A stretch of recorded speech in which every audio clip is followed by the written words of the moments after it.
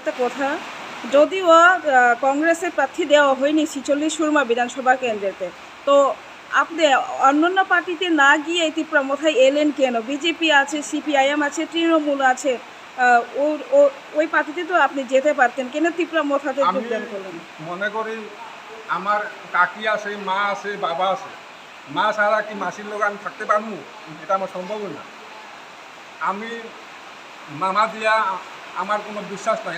আমি আমার কাকারের যেন আমি বিশ্বাস করি, তাই আমি ত্রিপুরা মাথাকে আমি পছন্দ করছি। তাই আমি বিজেপিটা আমি তেমন ভালো পাই না, তৃণমূলটা আমি ভালো পাই না, বামফ্রন্টে তো আমি একদম দেখতেও পাই না।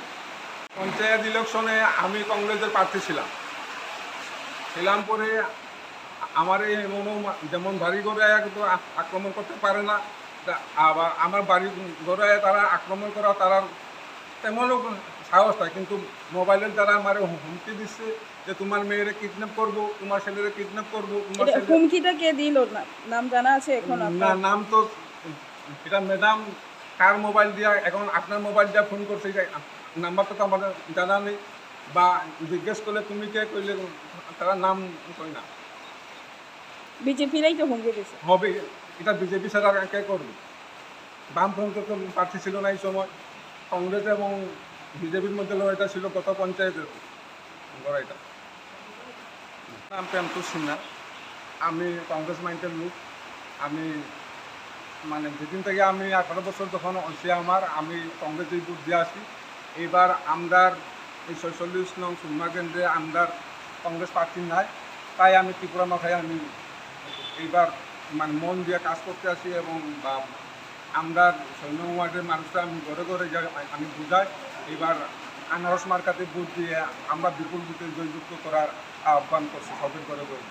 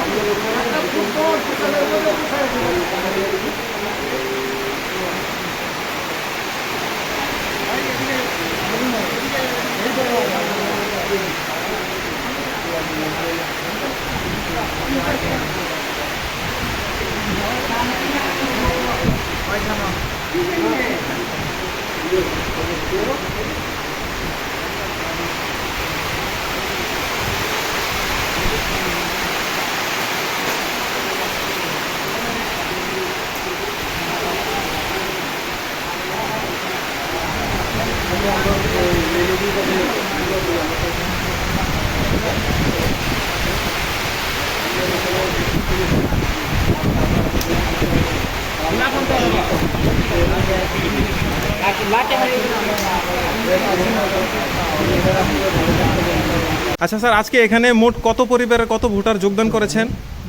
374 পরিবার, 374 পরিবার, 882 ভোটার আছেন।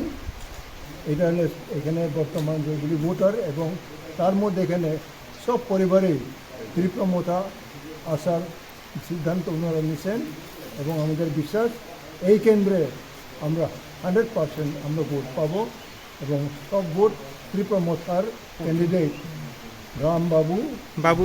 বাবুরাম স্বপ্নমের পক্ষে, যে ত্রিপুরা মোথার মনোনীত প্রার্থী, তার পক্ষে এই ভোট যাবে।